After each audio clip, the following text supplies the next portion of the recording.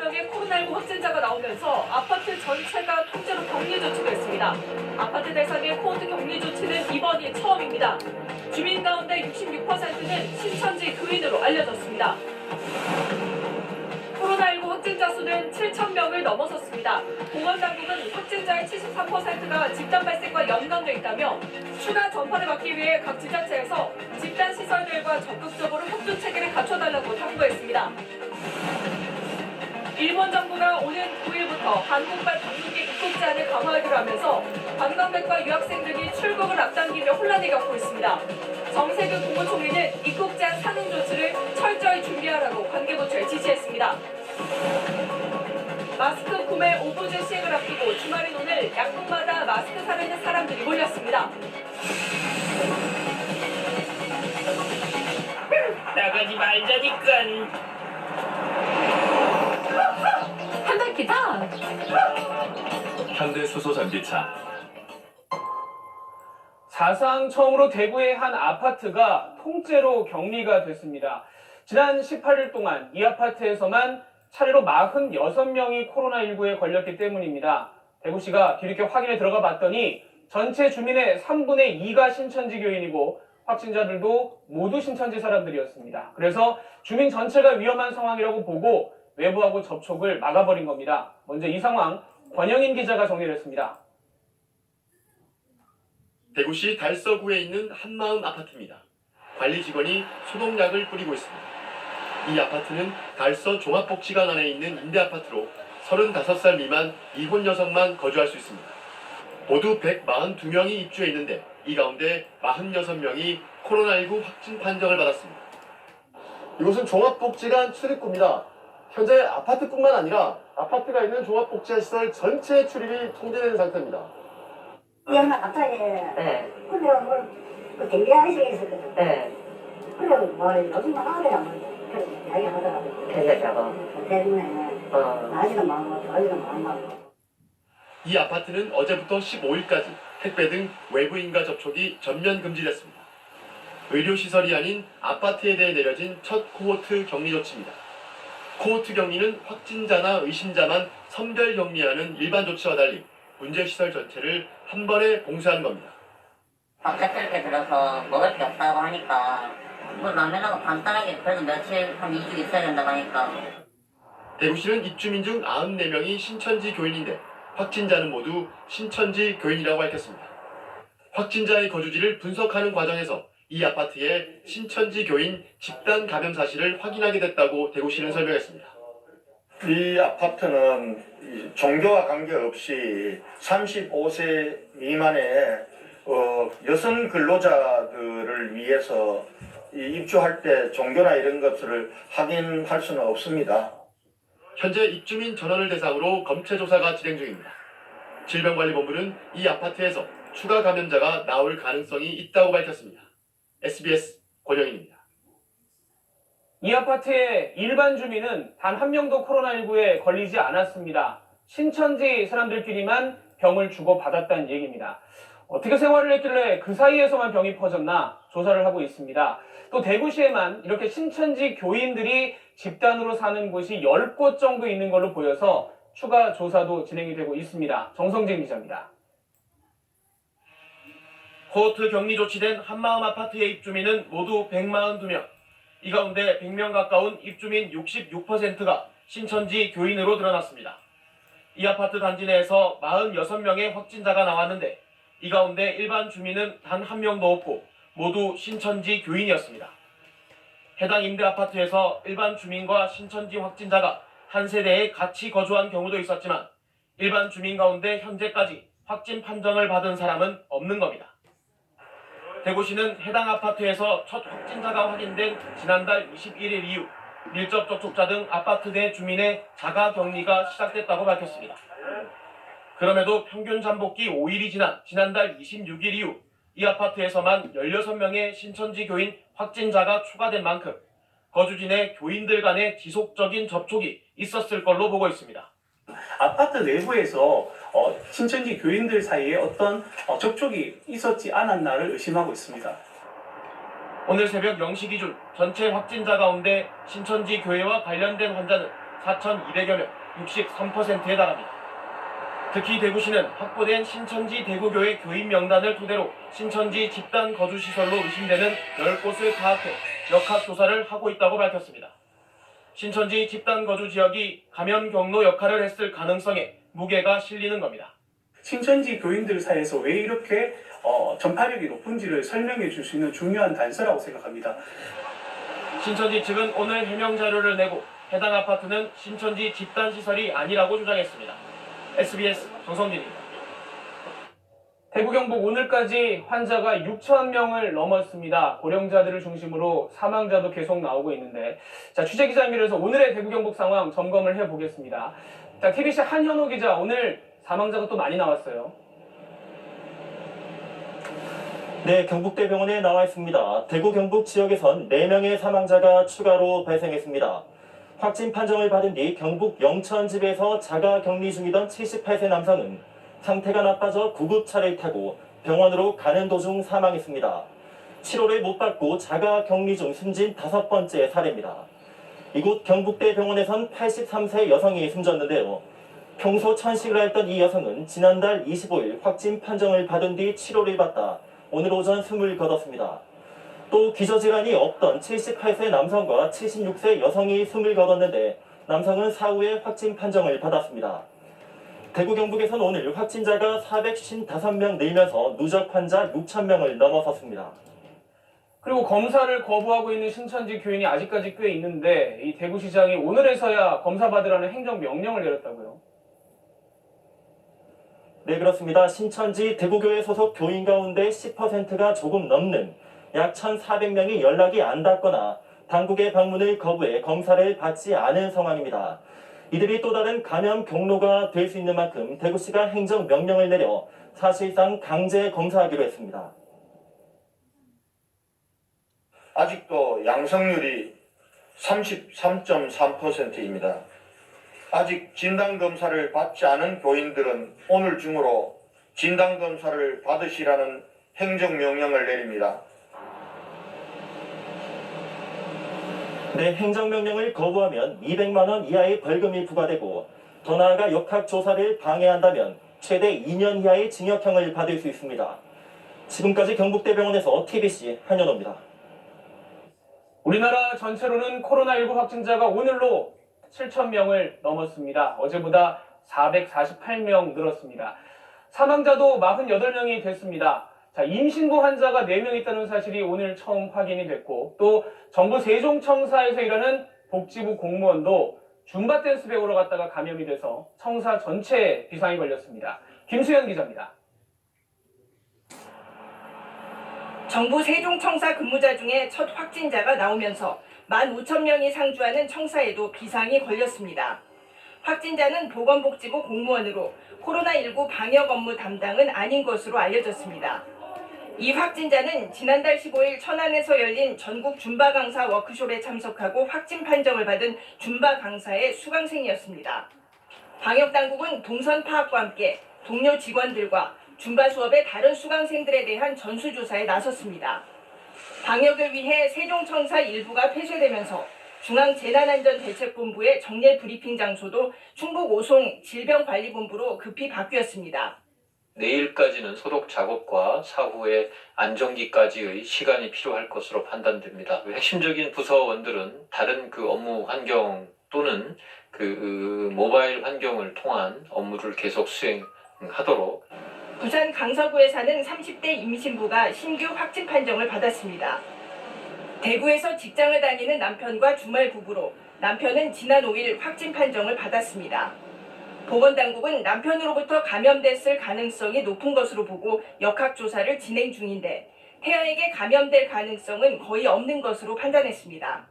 수직 감염이라든지 이런 여부와 관련해서는 혈액으로의 전파 자체는 외국에서도 그렇고 많은 전문가들도 그렇고 가능성이 거의 없는 것으로. 대구에서도 임신부 3명의 감염 사례를 보고했습니다. 경기도 광명의 함께하는 교회 부목사가 예배에 참석한 가족들과 함께 확진 판정을 받아 집단 감염 우려가 나오고 있습니다. 교회는 자진 폐쇄했고 방역당국은 이 교회 교인들에 대한 전수조사에 들어갔습니다. SBS 김수현입니다. 대한항공 승무원 중에서도 또 추가로 환자가 나왔습니다. 지난달 먼저 감염이 확인됐던 승무원하고 같이 미국 LA를 다녀왔던 사람입니다. 다른 승무원들은 음성이 나왔습니다. 조기호 기자입니다. 경기도 용인에 사는 대한항공 객실 승무원 A씨가 코로나19 확진 판정을 받았습니다. 지난달 25일 먼저 확진 판정을 받은 동료 승무원 B씨에 이어 대한항공에서 두 번째 확진 사례입니다. 보건당국 역학조사 결과 두 승무원은 지난달 인천공항에서 미국 LA를 오가는 항공편에서 함께 근무한 걸로 나타났습니다. 지난달 19일 인천발 LA행 항공편과 다음날 LA발 인천행 항공편에 두 승무원이 함께 탑승해 근무한 겁니다. A씨는 B씨가 양성 판정을 받은 지난달 25일부터 자가격리 생활을 해오다가 열흘을 넘긴 어제 선별진료소에서 검사를 받고 양성 판정을 받았습니다. LA를 다녀온 지 나흘 만에 자가격리돼 추가 근무 투입은 없었습니다. 학생 승무원하고 그리고 함께 이제 근무했었던 승무원들은 자가 격리 조치를 했고요. 이번에도 스케줄에서는 지금 다 빼놓은 상태입니다. A씨 외에 B씨의 밀접 접촉자로 분류돼 자가 격리됐던 다른 승무원들은 음성 판정을 받은 걸로 파악됐습니다. 용인시는 A씨의 세부 동선과 접촉자 정보를 조사 결과가 나오는 대로 공개하겠다고 밝혔습니다. SBS 조교입니다. 오늘도 마스크는 전국에 470만 장이 풀렸지만 사려는 수요를 채우기는 여전히 부족했습니다. 내일 일요일에도 문을 열겠다는 약국들이 많은데 어제 오늘 마스크 산 사람들은 못 사는 것 같이 제한이 좀 있습니다. 저희 취재기자 설명을 잘 들어보셔야 됩니다. 안서연 기자입니다. 약국 밖까지 긴 줄이 늘어섰습니다. 마스크가 없다는 안내문을 보고도 혹시나 하는 마음에 까치발을 들고 기다려보지만 못 샀어. 어디야? 결국 눈앞에서 매진돼 서둘러 다른 약국으로 발걸음을 옮깁니다. 맨 앞에 쓴 사람까지 하고 끝났다고 하셔가지고요. 죄송합니다. 다음 주부터 오브제가 시작되면 구매 기회가 제한되는 만큼 마스크를 찾아 이리저리 뛰는 겁니다. 혹시 싶어가 들어와서 묻더라고요. 그래서 오는 거에 드렸어요. 그랬더니 너무 반가워요. 어제부터 내일까지 사흘간은 출생연도를 따지지 않고 한 사람당 공적 마스크 2장씩 구매할 수 있는 마지막 기회이기 때문입니다. 주말인 오늘과 내일은 공적 판매처 가운데 우체국은 문을 닫고 약국이나 농협 하나로마트에서 마스크를 살 수 있습니다. 서울과 경기 지역에선 약국에서만 구입이 가능합니다. 일요일엔 원래 당번 약국들만 영업하지만 대한약사회의 요청으로 내일은 평소보다 많은 7천여 곳이 문을 열 것으로 보입니다.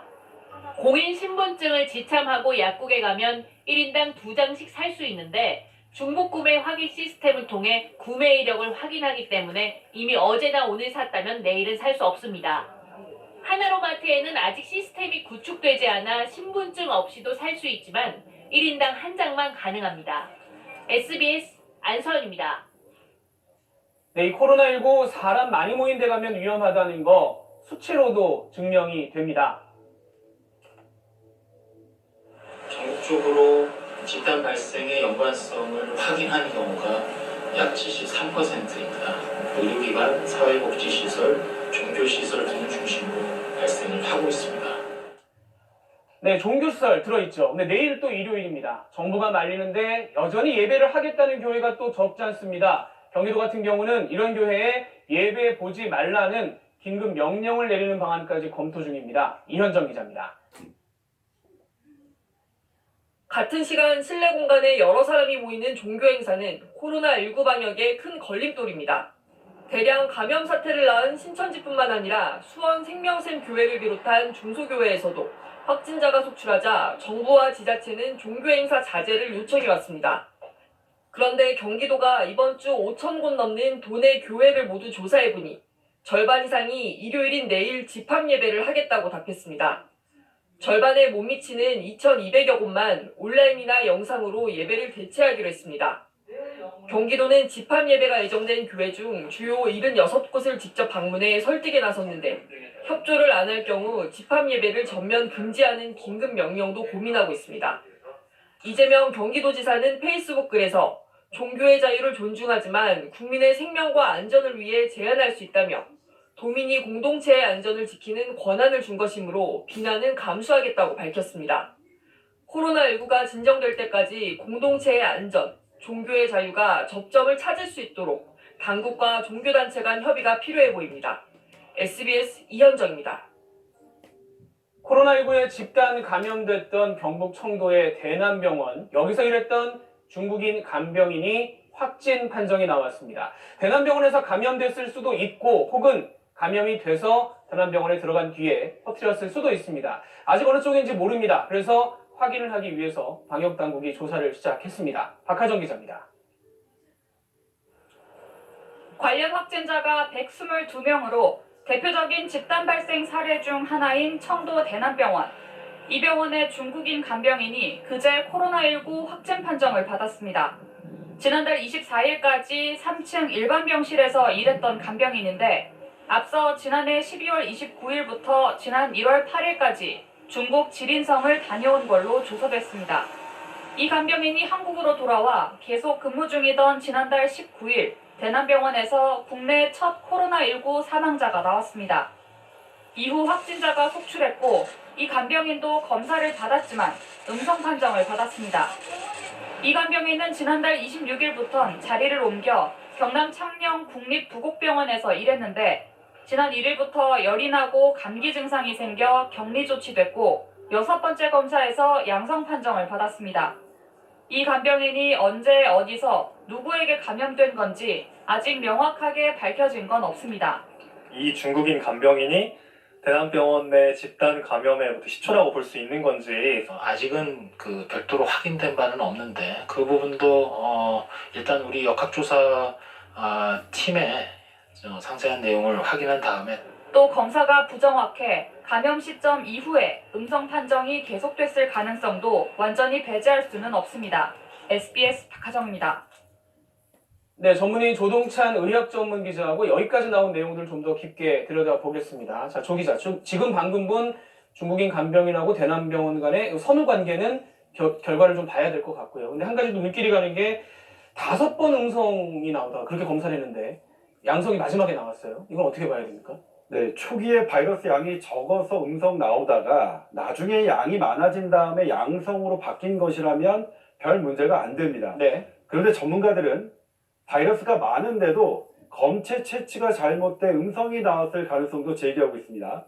코로나19는 면봉으로 코와 입에 넣어서 검사하는데 이 콧물이나 침만 묻어서는 바이러스가 검출되지 않습니다. 네. 바이러스는 세포에 침투해서 증식하기 때문인데 면봉을 깊숙이 넣어서 코 안쪽 벽에 있는 세포를 채취해야 하는데 이때 환자는 아프니까 뒤로 물러서기 때문에 부정확해질 수 있거든요. 부정확한 검체 채취 과정으로 음성이 나오면 감염자 수가 늘 수 있으니까 이 과정을 한번 점검해 보는 거 필요해 보입니다. 이건 결과를 좀 쭉 봐야 될 것 같고요. 그리고 이제 맨 앞으로 돌아가서 이번에 오늘 봉쇄된 대구의 아파트 상당히 좀 이해하기 힘든 사례입니다. 네, 신천지 교인이 많이 사는 해당 임대 아파트는 35세 미만 미혼 여성만 거주할 수 있으니까 일단 고위험군은 아니라고 보입니다만 네. 1985년에 지어졌으니까 종교적인 활동 외에 환기시설도 하나의 문제가 될 수 있습니다. 142명 중 현재 46명이 확진됐는데 격리 중에 추가 감염자가 나오지 않게끔 네. 환기 자주 하고 마스크 쓰라는 안내 계속 해야 할 것 같고요. 지금 32명이 아파트에서 입원 대기 중이라는데 증세가 악화하면 바로 병원에 이송할 수 있도록 건강 상태도 잘 살펴야겠습니다. 네, 그리고 우리나라 환자, 지금 나온 환자 중에 4분의 3이 집단 감염이다. 사람 많은 데 있다가 걸렸다라는 건데 지금 시청자 여러분들이 여기서 좀 얻을 수 있는 교훈이랄까요? 어떤 게 있을까요? 네, 바이러스는 국적과 인종을 따지지 않습니다만 거리와 시간은 따집니다. 감염자와 거리가 가까울수록 머문 시간이 길수록 감염 위험이 커지는데요. 네. 그래서 사회적 거리 두기가 중요하고요. 그럼에도 집단 감염 중 가장 위험한 곳은 고위험군이 많은 병원입니다. 사망자 숫자는 병원 감염을 얼마나 잘 차단하는 데 달려있다고 볼 수 있겠습니다. 병원 가실 때 꼭 마스크 쓰셔야 되겠고요. 네, 잘 들었습니다. 당장 오는 월요일부터 한국에 대한 일본의 입국 제한 조치가 시행됩니다. 무비자 입국이 중단되고 간다고 해도 2주간 격리되는데요. 그래서 오늘 공항엔 서둘러 일본으로 가는 유학생과 직장인들이 몰렸습니다. 현장에 한수혜 기자가 다녀왔습니다. 오늘 오후 인천국제공항. 평소 같으면 가득 찼을 출국장이 텅 비다시피 했습니다. 코로나19 확산이 본격화되기 전 1월 말 평일과 비교해도 차이가 확연합니다. 그나마 사람이 몰리는 건 일본행 비행기표를 발권하는 체크인 카운터. 모레부터 일본 입국이 사실상 불가능해진다는 소식에 한국에 머물던 일본 교민과 유학생들이 서둘러 공항을 찾은 겁니다. 휴학했다가 복학하러 원래 한 3월 말 정도에 가려고 했었는데 집 계약도 조금 남고 그래서 그런 거 고민 좀 많죠. 한국에서 가는 모든 입국자를 2주간 격리한다는 방침까지 전해지면서 출장을 앞둔 직장인도 일정을 급히 앞당겼습니다. 일 때문에 가는 건데 그게 일정에 잡혀 있는데 10일 안에 격리당하면 일에 차질이 생겨가지고 항공사들은 모레부터 한 달간 일본 노선을 대폭 축소하거나 전면 중단할 예정입니다. 3월에 비행을 이제 내놓은 갔다가 오늘 가시는 거 어때요? 일본 여행 커뮤니티엔 여행을 취소했다는 글이 연이어 올라오고 있습니다. 일본행 항공편이 사실상 사라지면서 나고야와 후쿠오카 등으로 보내던 우체국 항공택배는 중단됐고 다른 도시로 가는 항공택배 역시 지연이 불가피합니다. SBS 한수입니다. 일본의 조치는 과학적이지 않고 슬기롭지 않다며 정부는 오늘도 맞대응이 불가피하다는 걸 재차 강조했습니다. 우리도 똑같이 9일인 오는 월요일부터 조치가 시행됩니다. 김하영 기자입니다. 대구시청에서 열린 중대본 회의. 정세균 총리는 어제 발표한 일본에 대한 입국 제한 조치 혼선 없게 준비하라며 이렇게 말했습니다. 일본 정부의 이번 조치는 과학적이지도 슬기롭지도 못합니다. 부당한 조치에 대한 우리의 상응 조치는 불가피합니다. 방역 목적이 아닌 정치적 의도에서 나온 조치니 대응할 수밖에 없다는 의미입니다. 일본이 한국만큼 투명하고 적극적인지 의심스럽다고도 했습니다. 일본 내 진단 건수는 우리의 4%에 불과하지만 건수 대비 확진자 비율은 4배 이상. 감염 경로 공개 않고 크루즈 대응도 부실했던 일본의 조치에는 불쾌해하는 분위기가 역력합니다. 청와대 관계자는 일본이 국내 정치적 위기 모면 위해 한국을 활용하는 것으로 볼 수밖에 없다며 일본의 도발이라는 표현도 썼습니다. 정부는 어제 일본의 입국 제한 조치 통보한 데 이어 오늘은 여행경보 상향을 공식 발표했습니다. 3월 9일 0시부터는 그 연락처의 확인과 같은 자가진단 앱을 보급해서 이를 통해서 사후적인 14일간의 관리도 일본과 달리 상응 조치 마감 시한은 못 박지 않았습니다. 일본의 실제 조치와 감염 상황 봐가며 판단하겠다는 압박이 담긴 겁니다. 그간 수출 규제 협의, 강제징용 협의에 진전이 없던 상황도 영향을 미친 걸로 보입니다.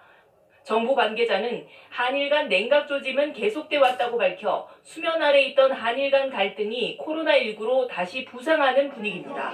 SBS 김하영입니다.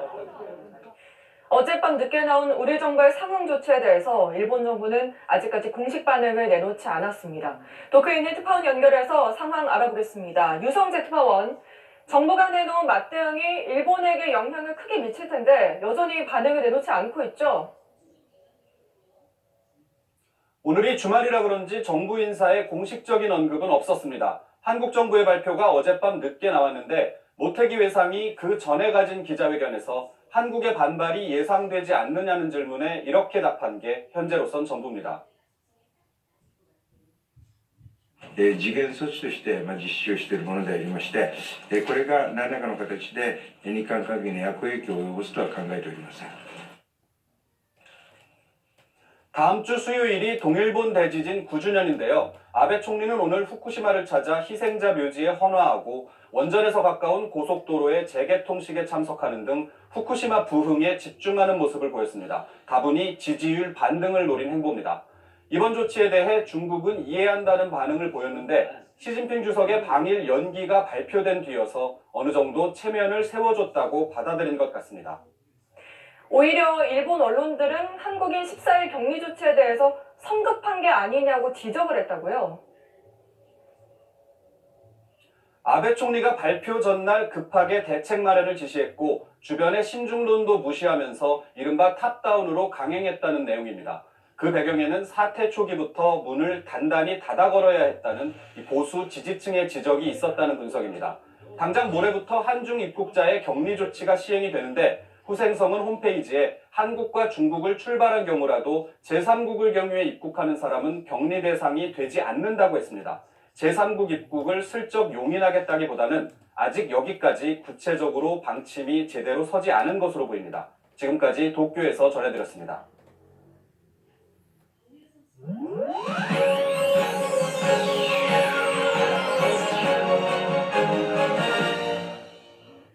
시청자 여러분 안녕하십니까? KNN 뉴스아이 시작합니다. 코로나19 확산세가 부산, 경남에서는 확실히 잦아들고 있습니다. 오늘 부산에서는 2명, 경남에선 1명만 확진자가 추가됐는데요.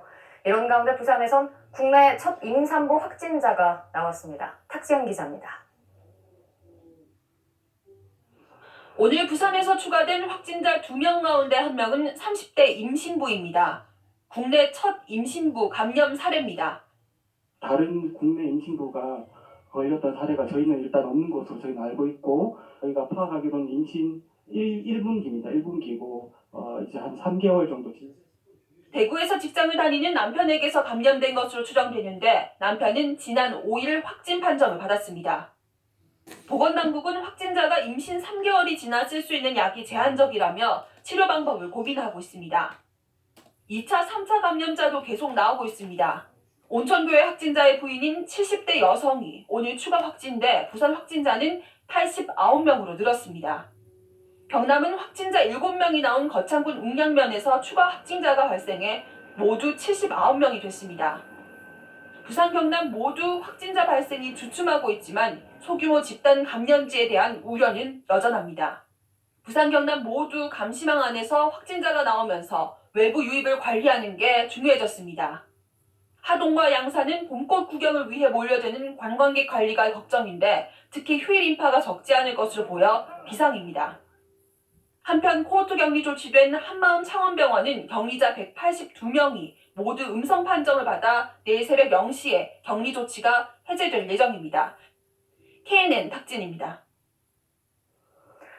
코로나19에 맞서며 스스로 고립을 택한 사람들이 있습니다. 경남 창원의 음식물 자원화 처리장 직원들은 음식물 쓰레기 대란을 막기 위해서, 그리고 우포 따오기 보건센터 직원들은 어렵게 키우고 있는 희귀종 따오기의 사육을 위해서 외부와의 접촉을 끊고 숙소 생활을 하고 있습니다. 이들의 희생을 꼭 기억해야겠습니다. 주호진 기자입니다. 이곳은 창원시 음식물 자원화 처리장입니다. 창원에서 나오는 음식물 쓰레기의 80%를 이곳에서 처리하고 있는데요. 여기에 직원 13명이 벌써 2주 가까이 자발적인 격리 생활을 하고 있습니다. 처리장 직원의 코로나19 감염을 막기 위한 선제적인 조치입니다. 누구 한 명 감염돼 시설이 폐쇄되면 쓰레기 대란이 벌어지기 때문입니다. 하루 3교대로 업무를 보며 처리장 시설을 24시간 가동하고 있습니다. 도시락을 배달시켜 새끼를 해결하고 잠은 사무실 간이 침대에서 잡니다. 오늘은 막내의 생일이라 미역국을 끓이고 케이크도 준비했습니다.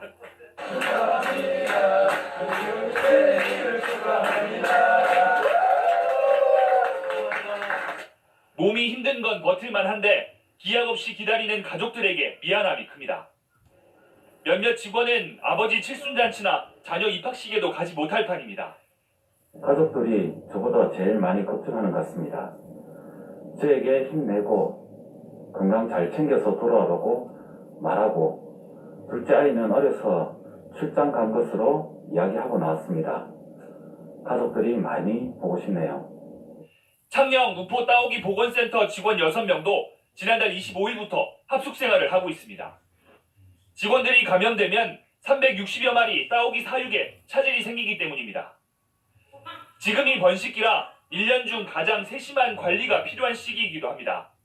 현재 번식기를 맞은 따오기들을 위하여서 특별하게 슈퍼비런, 새우, 영양제 등을 제공을 하면서 사육에 임하고 있습니다. 대구 경북이 집인 창녕 군청 공무원 30여 명도 출퇴근을 중단하고 임시 숙소에서 지내는 등 코로나19 대응을 위한 자발적 고립과 희생이 이어지고 있습니다. KN의 주우진입니다. 감염 위험 때문에 무료 급식소 대부분이 문을 닫았습니다. 갈 곳 없는 노숙인들은 라면 한 개로 하루를 때우며 어느 때보다 힘든 나날을 보내고 있는데요. 그 실태를 김민욱 기자가 취재했습니다.